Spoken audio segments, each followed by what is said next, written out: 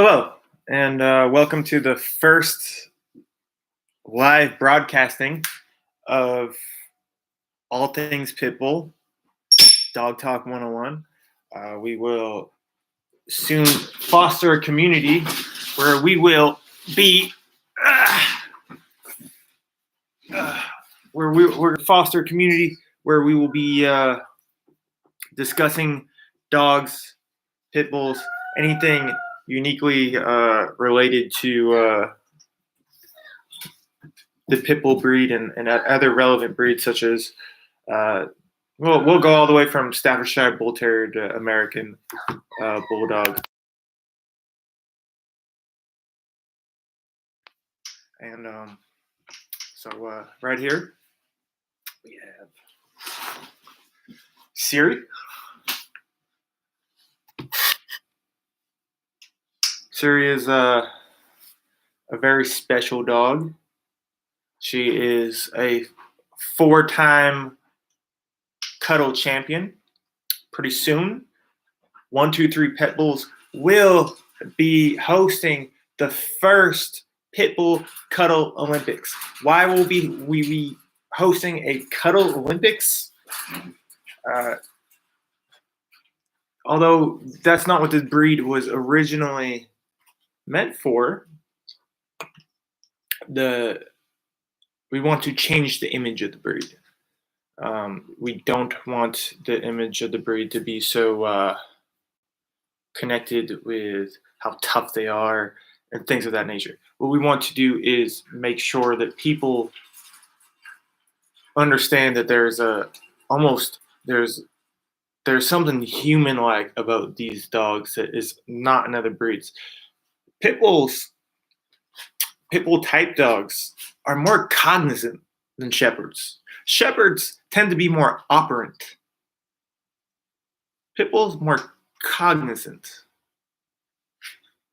So pretty soon we're going to be going into questions. You can send in your questions to 123petbulls@gmail.com, and we will get to your questions on the next broadcast.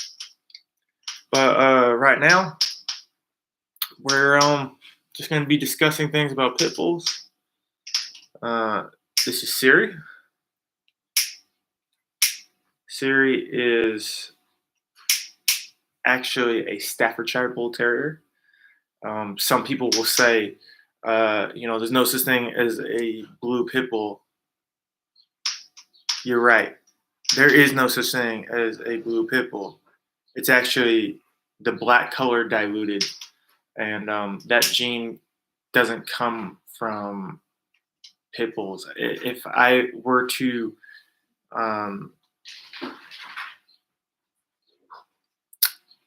it's my suspicion that the blue gene actually comes from Australian Shepherds being added to the breeding process of Staffordshire Bull Terriers.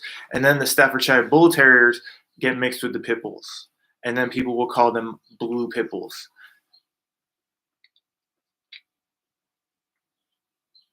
We got a little issue brewing right here because she has her little her friend across the room who's not too excited about her getting all this attention that she's not getting.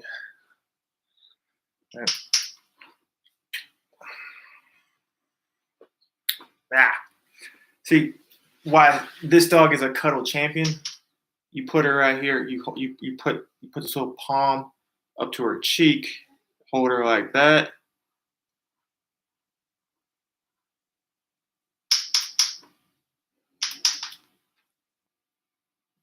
There's nothing that compares to this.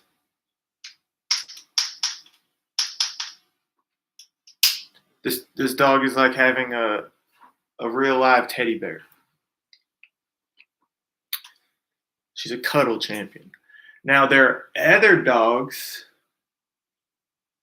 that are like you hold on to them and it's like even if it's just a female, you're like, did I just lay my head down on Mike Tyson's chest? I'm serious. Like there are dogs out there. Could be a female, but she's so she's so broody that it's like you are laying your chest down on, or your head on Mike Tyson's chest. You know what I mean? That's not always the feeling you want to go for. So a dog like this is a perfect cuddle champion. She's a cuddle champion. And so 123 Pet Bulls will soon be hosting the Southern California Cuddle Olympics for all dogs that are of Pit Bull descent, all Pit Bull related dogs, American Staffordshire Terrier, Staffordshire Bull Terrier, American Pit Bull Terrier, and we're not going to include American Bulldogs because that's going up to 90 pounds. And for insurance purposes, we want dogs under 60 pounds and under.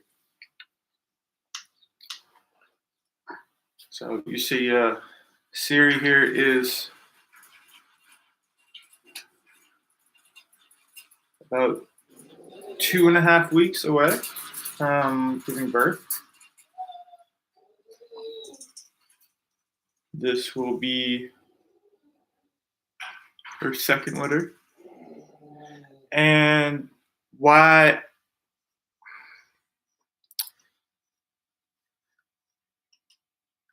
now, of course, when you have the super detailed, long story pedigrees that come with the American Pit Bull Terrier breed, they might not be as documented as the German Shepherd breed, but they are storied. It's a very storied breed. So, Luna, knock it off. You'll get your camera time in a minute. Knock it off.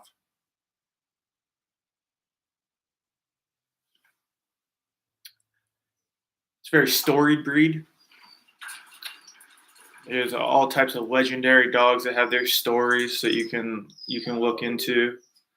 And you'd have to imagine for every dog in this culture that you know of, there's probably like at least, for everyone you know, probably maybe 5 or 10 that you don't know that maybe are just as legendary just because of the secretive nature of that activity that comes with those dogs.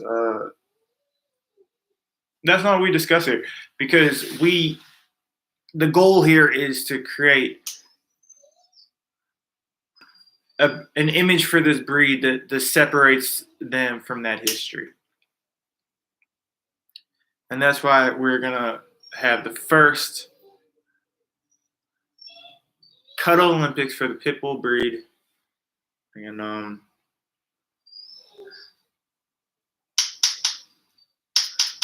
yeah, so when you breed a Staffordshire Bull Terrier with a Pit Bull, first of all, we must acknowledge that the American Pit Bull Terrier came from dogs that came from over here in the 1700s, the 1800s, that there's some history of them even being around in the American Revolutionary War. The American Pit Bull Terrier derives from the Staffordshire Bull Terrier. So they derive from Leitner dogs. They derive from dogs that came from Ireland. Smaller dogs. The original Pit Bull Terrier was smaller, much like the way the Staffordshire Bull Terrier is today. So when you have a Pit Bull and you breed it with a Staffordshire Bull Terrier, what you're actually getting there is kind of like a throwback. You're like breeding there's a pocket of genetics that you're going back to with that breeding, and that's why this litter here between her and Simon is a very special litter. You're going to have a lot of hybrid vigor, and the traits that these dogs will pass down if they were to be bred again, although I'm not trying to put them in breeders' homes. The traits that these dogs have are going to be passed down in their heritage. There's because they're so close to each other. Their genetic lines are not as tight and as some of these dogs that are pedigreed and storied in such a way. But so it's going to be a wider gene pool that these dogs come from. When you have a hybridization in F1, you're essentially taking two gene pools and throwing all of those genes into a bigger pool. And now you can imagine that there's a cup coming down, and this is for each puppy is the cup. It's going to pull from that water, and now you have that unique mixture of genes that came from that gene pool. Some of these genes will be recessive, some of them dominant, and they will pass down in their next generations based on whether or not they're recessive or dominant. But that gene pool is still that's as pit bull as it gets, because the Staffordshire Bull Terrier is the original American Pit Bull Terrier. Let me say it again. The Staffordshire Bull Terrier is the original American Pit Bull Terrier. The American Pit Bull Terrier was bred from the Staffordshire Bull Terrier. And that is why you have the American Staffordshire Terrier called that. That's why they call it the Staffordshire Terrier, because the people that founded that breed knew that it is not an American Pit Bull Terrier. It's from the Staffordshire.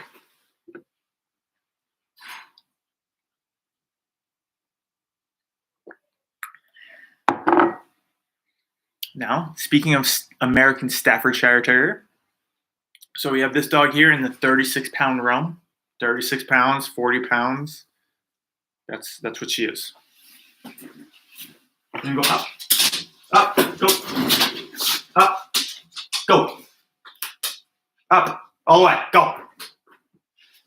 Okay, lay down. If I didn't have to yell, I wouldn't. Luna, here.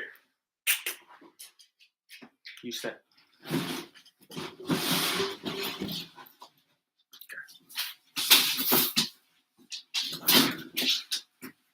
Now, what do we have here? Whoops. This is Luna. This is Luna. Siri, lay down. Down. Excuse the yelling. Lay down.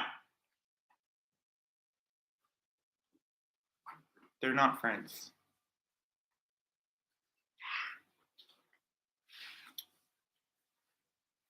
This is Luna. American Pit Bull Terrier, American Staffordshire Terrier. Don't know exactly. There's no pedigree on her. She came from the Dallas Animal Shelter. What was that? 1818 Westmoreland in Dallas, Texas. We're in Southern California right now. So I went a long way to get her during the summer of 2019. And she went from Texas with me to Tennessee, all the way up to Philadelphia, New York City, Boston, all the way out to Montana and Utah. She went on quite the trip with me. There's times when I was in New York, she was sitting in my parked car. No one messed with my car because she was there. Okay.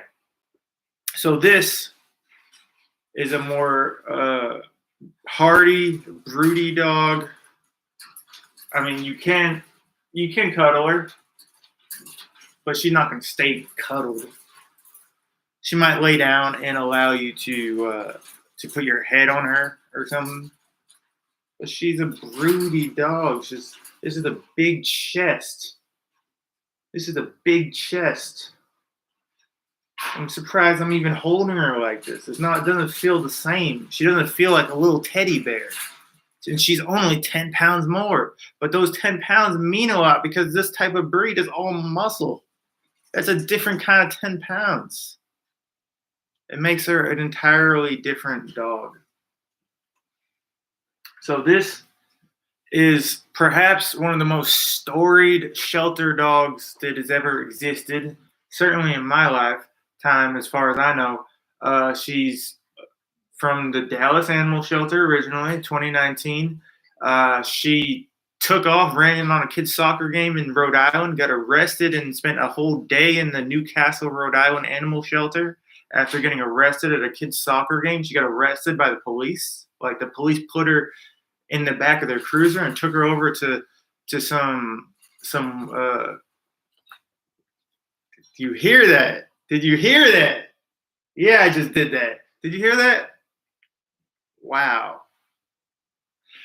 Whew. Okay, so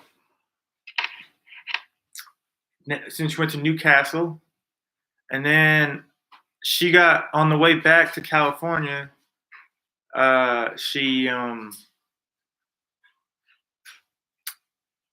got lost in Utah, and I despite chipping her, I wasn't able to be relocated with her, or she wasn't able to be relocated, or she wasn't able to be located, and wasn't able to get back to me for 3 years. And then I picked her up in the Utah animal shelter in the summer of 2022. And when I say Utah, I mean Salt Lake City, obviously. So that's 3 animal shelters that we know of that she's been in. Her chip says that there's been 4 instances of animal shelters that she's been in. So from Provo, Utah to Salt Lake City would be the third and fourth, after Newcastle, Rhode Island, and Dallas, Texas. Based on the colors, we're seeing like a brindle. Sometimes from a distance, people would think that she's blue, but it's really brindle. These colors are kind of more common in the American Staffordshire Terrier, as opposed to the American Pit Bull Terrier. This dog, she tends to not aggressive, but she's defensive, and she's what's the word? When somebody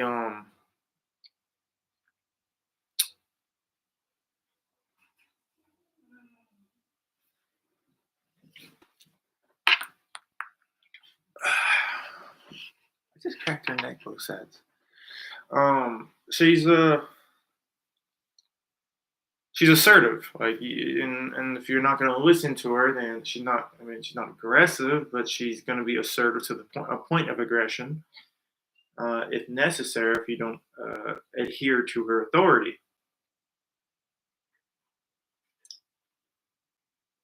She's learning her way out of that. When I originally met her, she wanted to pull toward everything with a heartbeat. She's now really amazing with cats.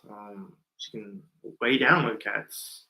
When I originally got her in 2019, she wanted to, like, he brought over a house that had cats, and she wanted to get those cats.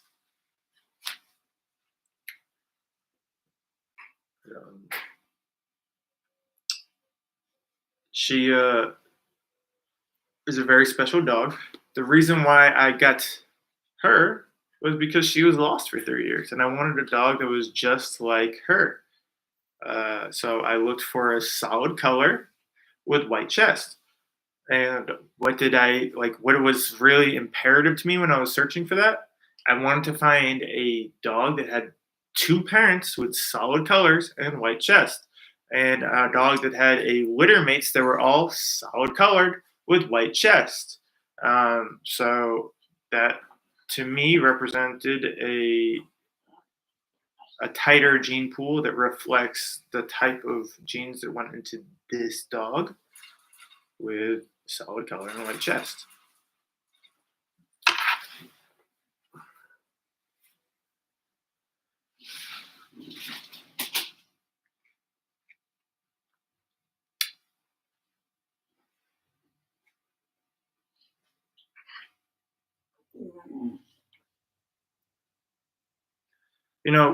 Just having these 2 dogs in the same room is not without risk. This whole household needs to be divided because of these 2 dogs. It's a very important thing that they are separated at all times.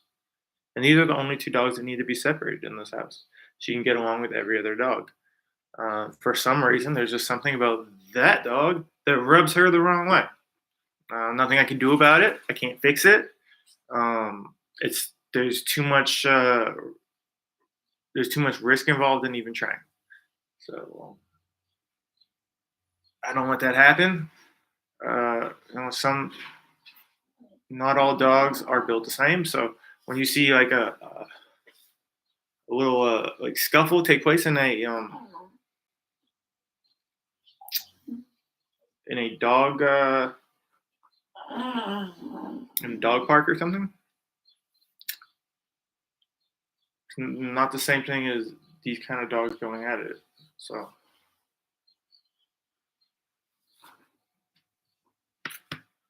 this is the American Pit Bull Terrier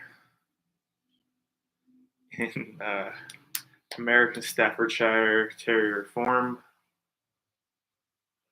If she were a color like black or red or yellow,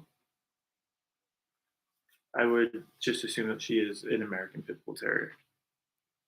Structurally, there's no difference between the American Pit Bull Terrier and the Staffordshire Terrier. The American Staffordshire Terrier, which is derived from them, and I think a bunch of Colby dogs actually were originally used in that breed. Right.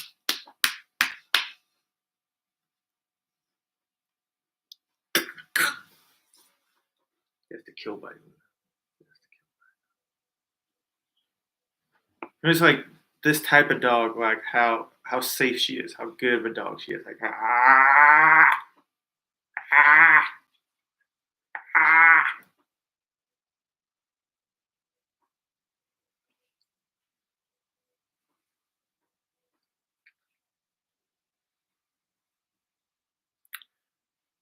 like just her curiosity at the edge of that chair right there is an inherent risk to me because if she were to come here, like I'm like now, like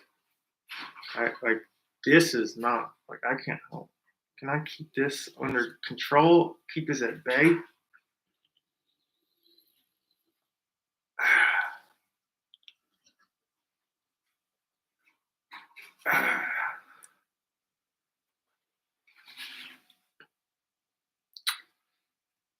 All right, so we don't have any questions right now because we did not announce that we'll be doing this broadcast. This is the first.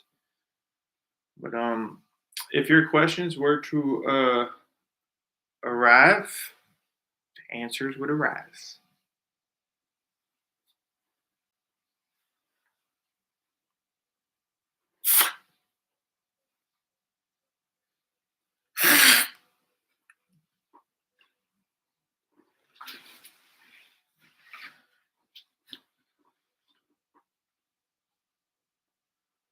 When I first got this dog, when we got to Central Park in New York City, we pulled up right on the south side of it, right across from like what was it, the Plaza Hotel or something like that, the Ritz Carlton. Pulled up right across from it. Pulled up right at the time when the parking sign said it's okay to park here. It literally at the minute. Lay down. Literally at the minute. We get out and we're on the south side of Central Park. So this is the upscale side of Central Park, not the uptown side. And there's like European women with thick accents walking around with big furs and such. To her, that looked like an animal. She lunged, tried to bite at these people. Before I was like, okay, you know what? You wait in the car. I'm gonna go check out what the Central Park is all about. And when I saw Central Park, got another time on the beach.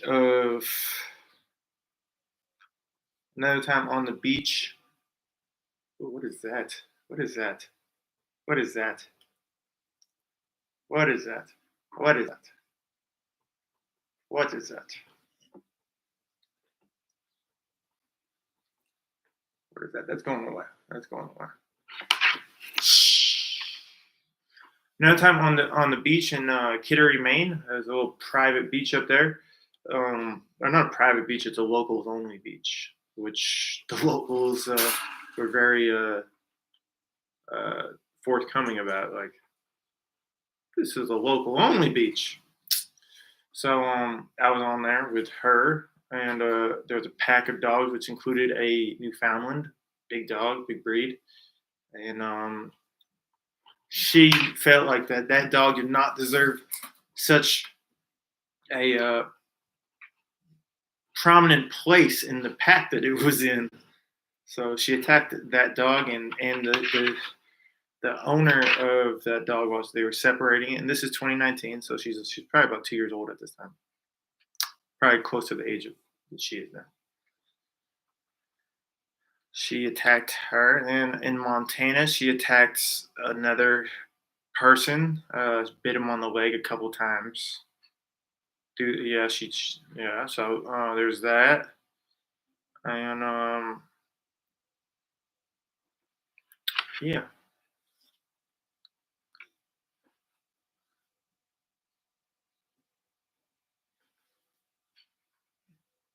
Okay, that is not supposed to be there. We're gonna get that out of there. What is that? What is that? Hmm? What is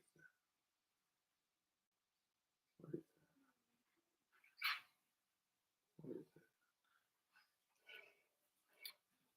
what is One of the ways I safeguard against a bite, like what bites, is like, so until a dog is like told that biting is bad. Like you have when it's like I always like when a dog has been corrected for a bite for trying to bite.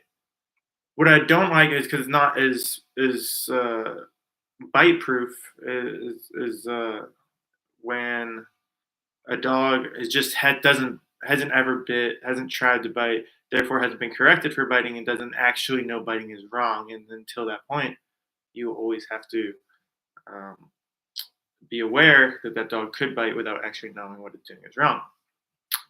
What I do to safeguard against that is I will massage dogs, deep tissue massages to the point of pain where they're going to want to bite back, and then at that point, I correct them for their little warning and nibble bites. I let them know how bad that is and how that is not acceptable, and then that's how you get a bite-proof dog.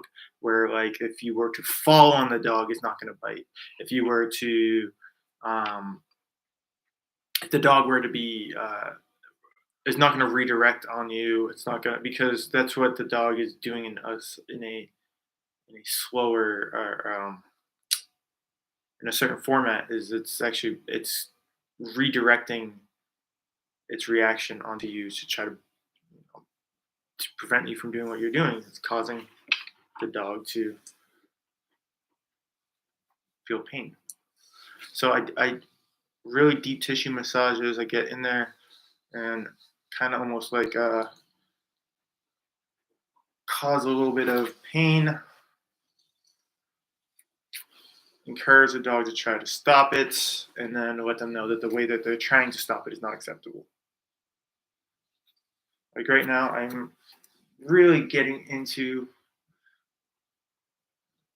our ligaments here.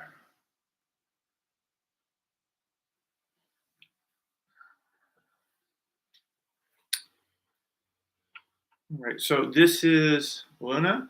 There we have Siri. These are the two female pit bull type dogs of the house, and we're just going to call this a pit bull type rather than a pit bull breed.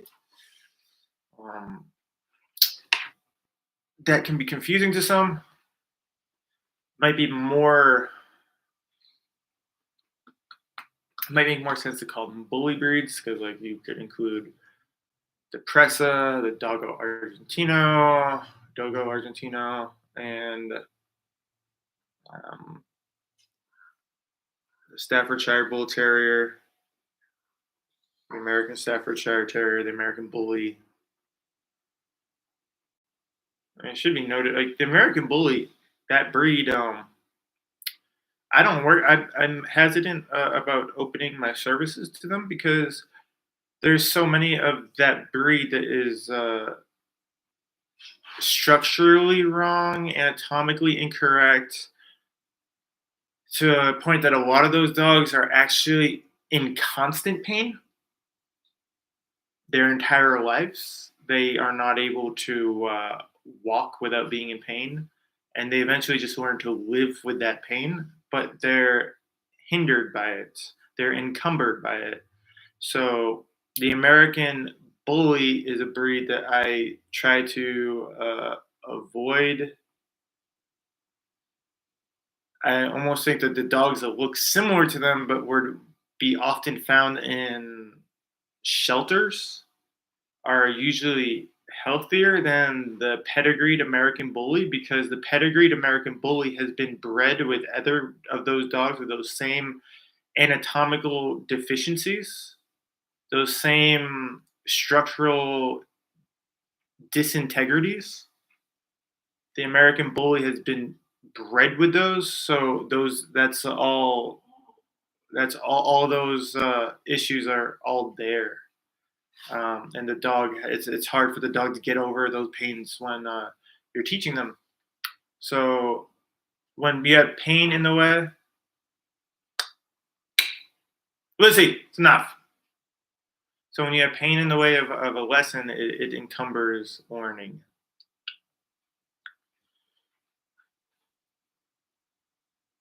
I trust this dog with my face. I trust this dog with everything about. I trust this dog with my skin. I trust this dog with my house. She's not ready for that yet, but someday she will be. But this dog, I can leave my house with her. I could leave her outside of the house and she'd be fine. I could leave her outside with the gate open and she'd be fine. When I was younger, I always used to read the DuPont Registry magazines, the car magazine for upscale cars, luxury cars. I learned how to find the value of things by reading every single listing in that magazine. One of the things in that magazine was Harrison Canine. It was like, they'd have like a BMW 850 on the runway and a private jet, and then there's this man in a suit with his daughter in a dress and his wife in his arms, and they have next to them, next to the daughter, is a German Shepherd, and that German Shepherd goes for 50,000, 100,000, 250,000, and it's called Harrison Canine, and I always saw this as um, the epitome of the type of value that could be associated with a dog's training. And you have to imagine, like, what is it like for somebody to own one of those dogs that are 50,000, 100,000, 250,000, where, like, maybe those dogs would be 4,500 to 7,500 based on just the pedigree alone. But it's the training that makes that dog 50,000, 100,000, $250,000. It's more than some houses. But people will have a dog for 10 to 12 years. People will have a car for 2 to 4 years. And think about the difference in prices you pay between a car and a dog.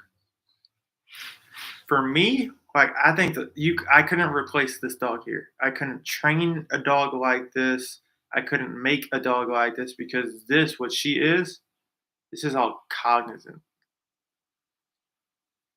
She's a cognizant dog. Look at that.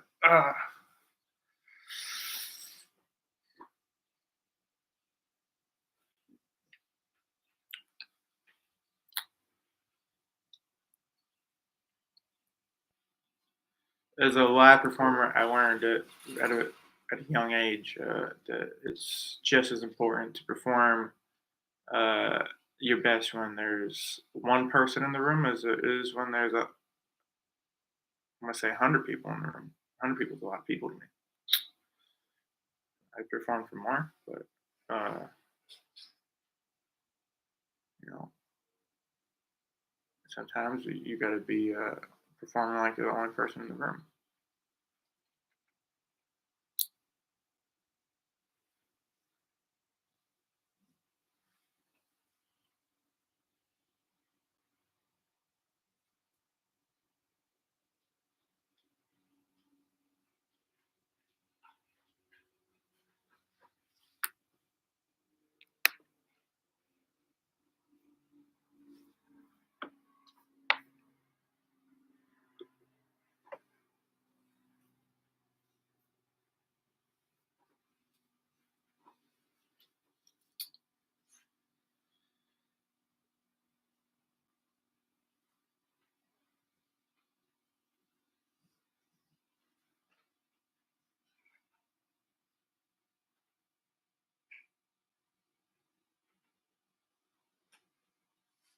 Well, you just saw that. She's looking at her through the screen, and then she just turned around to look to make sure you stay there.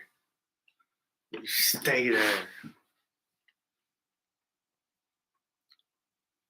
See, if I didn't have this dog under control right now, if she were to like just come here, I'd have to restrain this dog in a way that she might not let me restrain her. It's crazy that once upon a time she used to be like this with every dog, and now she's only like this with one dog.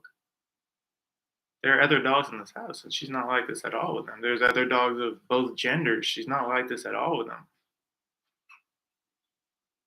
Something about that dog. Something about it. She just they used to get along. There was this time like I think she just doesn't like the way that she plays or something. She doesn't like that.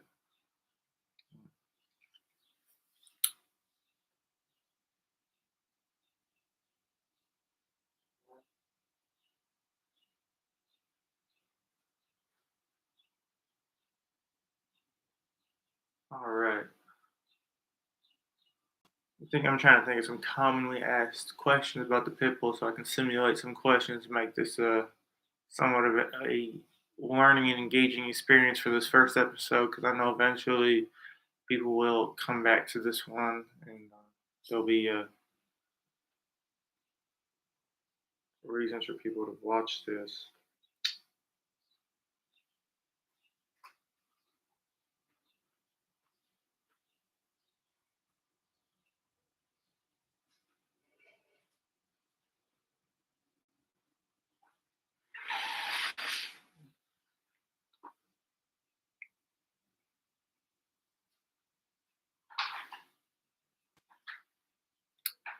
Yeah, for me, I don't think that there could be a way to. This dog is irreplaceable. This is a once in a lifetime dog.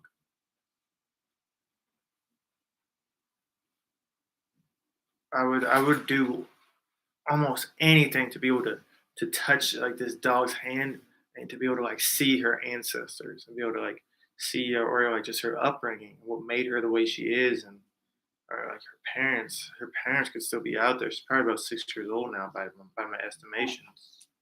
Assuming she was about 1.5 to 2 then, and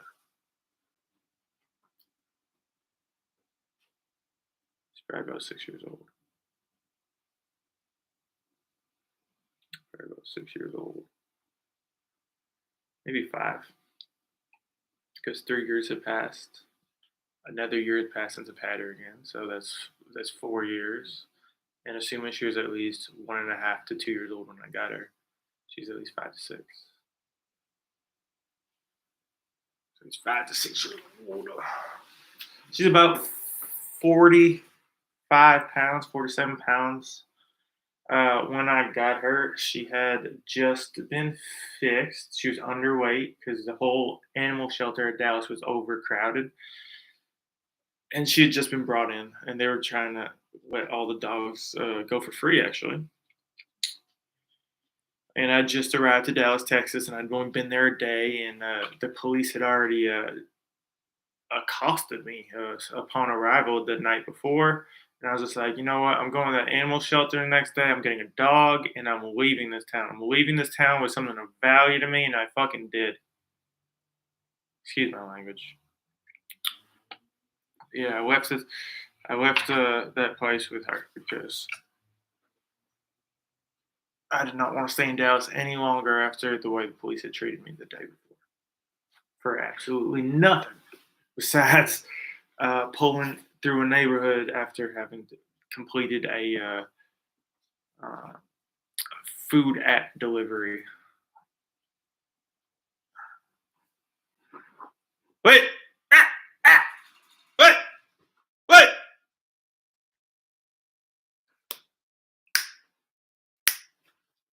Knock it off. Ah! Ah! No, if she were to just like right here, this is where you'd have to go, Luna. Right there. Right there.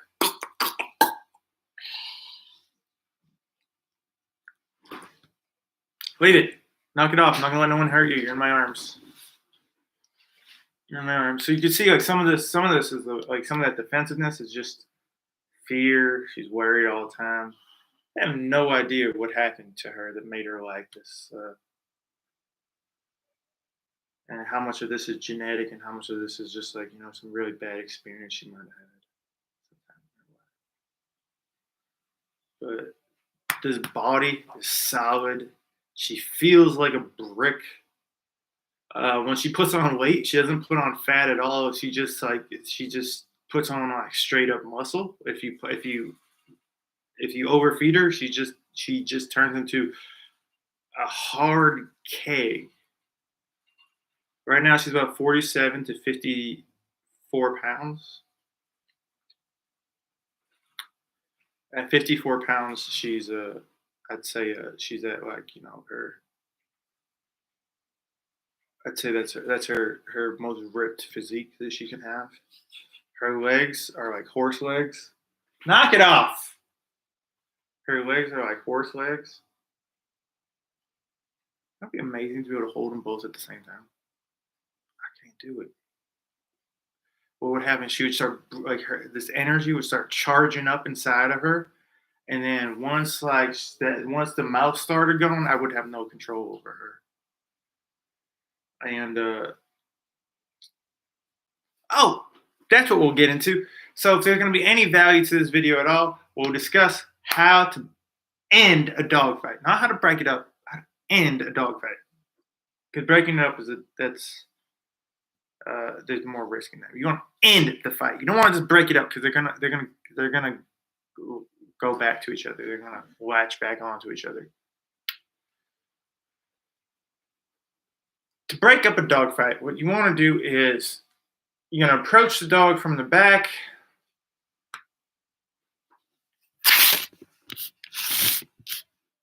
You're gonna approach the dog from the back.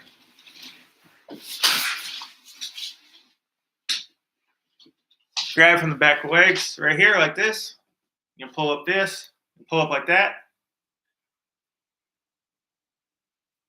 You want to kind of, if you can, support the weight if you can. You want to prevent any injuries while you do this. Well, I just want to show you something right here. I don't know if you can see that. Bam. That's her being manipulated physically right in front of a Savannah cat.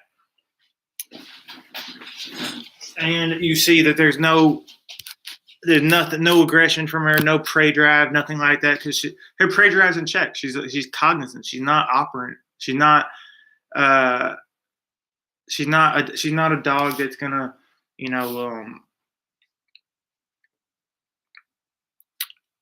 fall into her instinct unless it comes to defending herself. But yeah. We're 43 minutes into this broadcast. Not a single viewer, but I'm still here, still talking. Haven't stopped. Completely unabated, but nothing. We're gonna do this more often. We're gonna do maybe one of these a week, maybe 2 a week. So this is the Saturday talk. We'll do this again, maybe even tonight, and we'll just talk pit bulls and yeah. I'm probably going to start advertising these broadcasts on different social media outlets that will encourage people to tune in and submit their questions.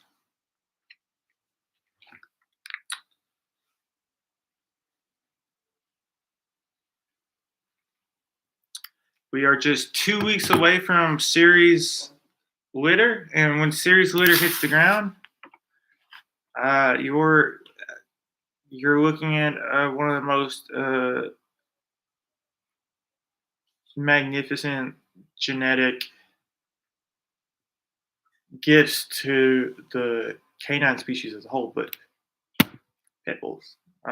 This is going to be the next generation of pit bull right here, because there's kind of no place really for game dogs. These are life dogs. These are dogs that you can go to sleep with and wake up in the morning and and they'll be in the same position that you went to sleep with them in, because these are cuddle bulls, pet bulls. No pit in them. There's no pit in that dog. There's not a single bit of pit in her. Don't get me wrong, she's not a bait dog or something like that. You're not gonna like get one over on her, and she would be able to, she would defend your presence if like she felt like there was a threat. But there's no game in that. And like when that's what the breed originally called for, and she's not like that. She's against the breed standard, so she represents a pocket of genetics that wouldn't have been bred longer to contribute to the breed. If for the original purposes this dog turned out, she would not be reintegrated into the gene pool because she does not exhibit the traits that were necessary for the success of the dogs within this breed. She does not uphold the breed standard. So we are taking that genetic marvel in itself and creating the next generation of pit bull from that, because we're taking those genes that created these great dogs and we're harnessing them and putting them toward the direction where they will be able to succeed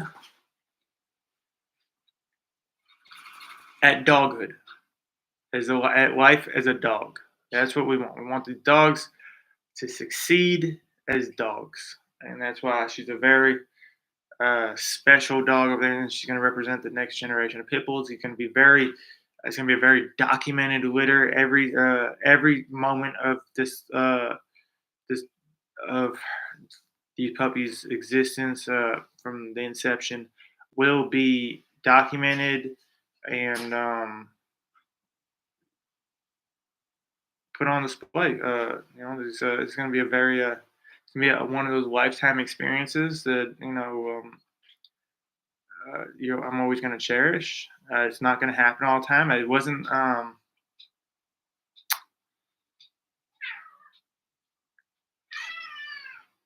Not many people will admit this at this point, but it wasn't my intention to breed an American Pit Bull Terrier. It wasn't my intention to breed a Pit Bull dog. I've always loved the Pit Bull breed, but I felt my love for the Pit Bull breed is with them individually as dogs, as opposed to more so than the breed as a whole. And that's why I have really such amazing dogs. But it wasn't my intention to make an American Pit Bull Terrier. It wasn't my intention to make a Pit Bull type dog, because I feel like Pit Bulls attract the worst of humans as far as like owners and stuff. So they attract the worst owners. They attract people that don't understand commitment. They attract people that give up on them. And that's why pit bulls and huskies and chihuahuas load the shelters. Mostly pit bulls, mostly huskies, and those are all through the shelters. People that get German shepherds tend to be more responsible people. They tend to almost be like people who already have families, people that already have um, good households and such. Where people that get pit bulls are younger usually, hooligans, ruffians, people that don't understand commitment get pit bulls. They end up in shelters. Um, Life ends on a table through a needle for so many of them. Many of them are so far away from any semblance of a breed standard. They didn't come from a breeder who intended to have them. They didn't come from a breeder who intended to follow up with a lifetime of support with them.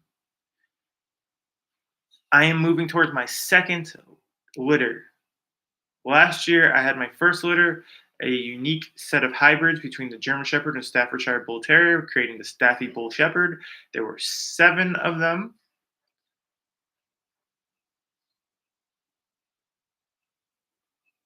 Actually, 9 of them. One was still. One of them didn't make it past the first 3 weeks. One actually died on the exact 3 weeks that cuts off the sudden puppy death syndrome time frame, and all the symptoms were as if though he had died from uh, some type of congenital abnormality, which is the case sometimes when you have mixed breed dogs from such wide genetic gene pools. You could have, for example, let's say you have a Yorkshire Terrier that breeds with a Rottweiler. The genes that are contributing to that dog include there's a pool. The cup is going down into the pool. It's only going to grab one heart. It's not going to grab half Yorkie heart, half Rottweiler heart. So that dog could have a Yorkie sized body with a Rottweiler like heart. Do you think that's going to last a lifetime? Now, let's say so that these are the inherent risks when you have such wide two different types of dogs coming together. So there were 8 of them that made it alive. Nine, she gave birth to 9. 8 of them made it out alive.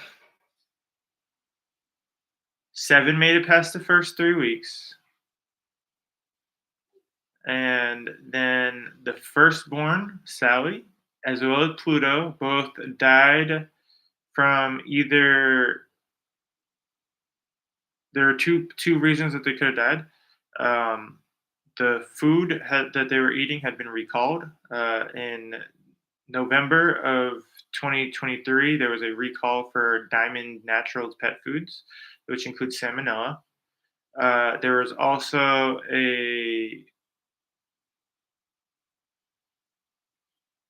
respiratory virus that coincided with this outbreak of salmonella dog food. So it could be either of those things. The symptoms of which they died from did seem to be almost respiratory like. The deaths were like as if they had drowned inside of their own lungs. So that could be respiratory. However, these could also just be congenital abnormalities, genetically derived abnormalities that come from such a wide gene pools coming together. Um, that was my first litter, and so of the 8 that were born, 5 of them are 5 of them are out there with homes. We have Raja has a great home. Avatar has a great home. Maybe has a great home, and then I have Susie, which was always my intention to keep. I was going to keep Susie and Sally. Sally passed away. She was the firstborn, and Willie was just recently returned to me. And so we have Willie and Susie here. And they bred trues like F1s. All of them look uh, identical. Um, ghoulish black shepherd dogs. Type of dogs that if you put them out at night, no one gonna mess with your yard because you have ghoulish black shepherd dogs running around your yard. Hard to see, and they're fast. They're fast, very fast dogs. But neither of them but none of them are like their parents. None of them are like either of their parents. So neither of them are like either of their parents. This next litter is going to be my first purebred litter. As you can imagine, what I put into the first litter was more than 24/7. For the first 3 weeks, these puppies were born in the center of my living room, not in the backyard, not in some room to the side of the house, not in the garage. No, they were born in the center of my living room. And I spent every single night sleeping in my chair right next to them. After 3 weeks, they went outside, and so did I. I went into my backyard and slept in the summer nights under the stars until they were 8, 9, 10 weeks old. I slept in the backyard with them. Very close. I would sleep in a chair, and the little puppies would come up on my chest in the middle of the night, waking me up, kissing my face, kissing my beard. It was an amazing experience, once in a lifetime. That was my first time that I had experienced dog birth. Now it's February 24th, and the projected the projected births for the first litter of dogs that will happen from each of the parents from the litter I just mentioned are giving birth now to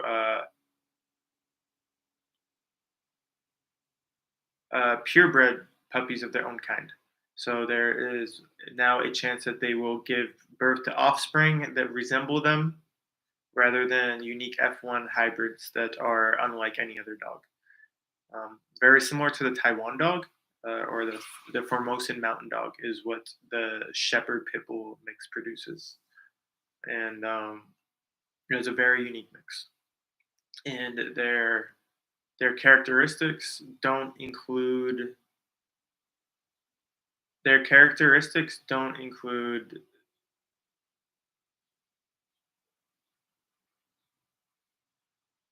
common common body language that's associated with each of these breeds. So when you bring those dogs to the dog park, they're going to have some shepherd communication traits. They're going to have some pity like communication traits.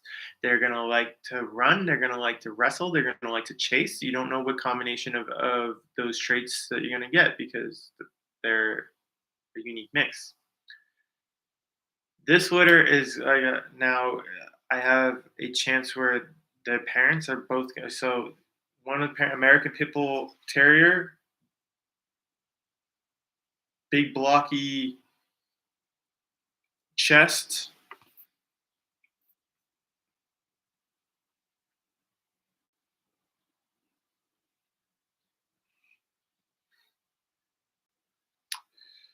You have the American Pit Bull Terrier with a big blocky chest, breeding with a smaller Staffordshire Bull Terrier.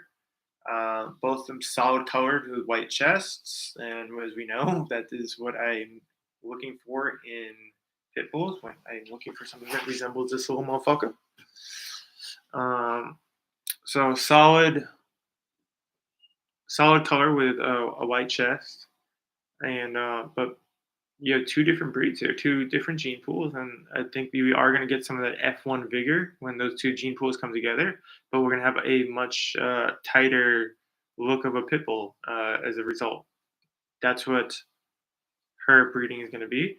And then we have something we'll be discussing on my other channel, which will be more shepherd orientated. And originally, as we went over,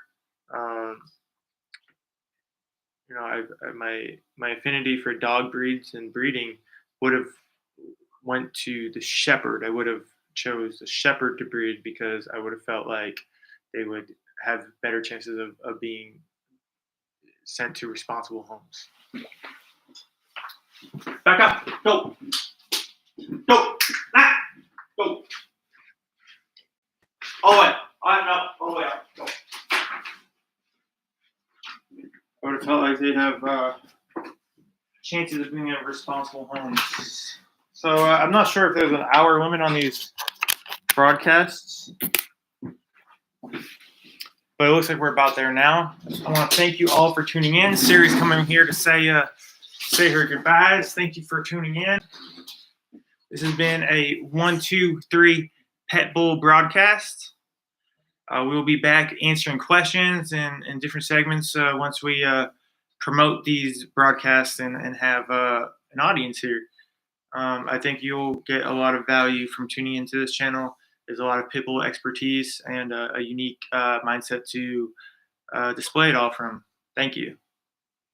Looks like we can go over an hour.